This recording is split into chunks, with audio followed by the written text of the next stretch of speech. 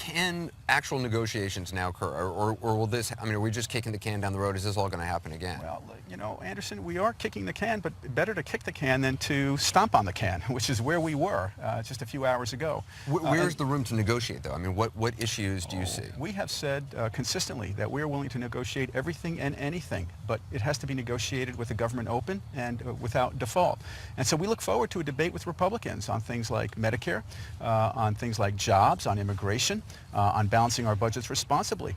And that's what the next several weeks and several months is going to be about. How concerned are you about the rollout of Obamacare? Just I mean, beyond glitches, just I mean, it's been pretty pathetic the way it has rolled out. I mean, a huge number of people trying to get onto the website, unable to actually create.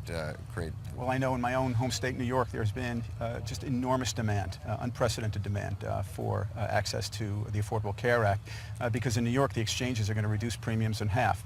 Look, they've got to get this right. There's no question about it. I want the Affordable Care Act to be accessible and efficient, and they've got to make improvements to the system as it exists now, the computer systems. Do you know what the problem is? Because, I mean, early on, the administration was saying, well, look, it's a problem of just the sheer volume, but it seems to be far more than that. I mean, it seems like people within who were involved in this were sending warning signals months ago to the administration. You know, I'm not a computer expert. I expect the computer experts to fix this.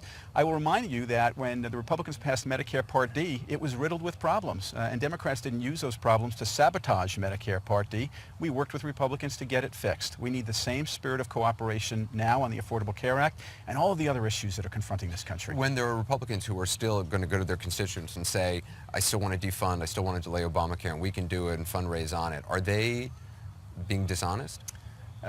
Look, I think there's an unquenchable thirst in this country for finding the middle ground. People have had it with defunding and delaying and repealing and moving backwards.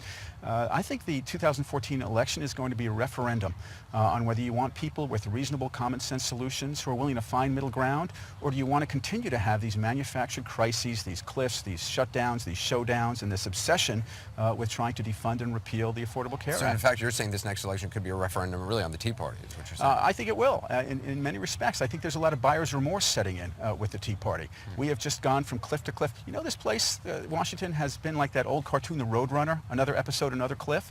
And it's a result of these engineered crises. I think the American people want us to get beyond that, find that middle ground, learn how to cooperate, and move this country forward. Paul Begala last night described it as Mogadishu.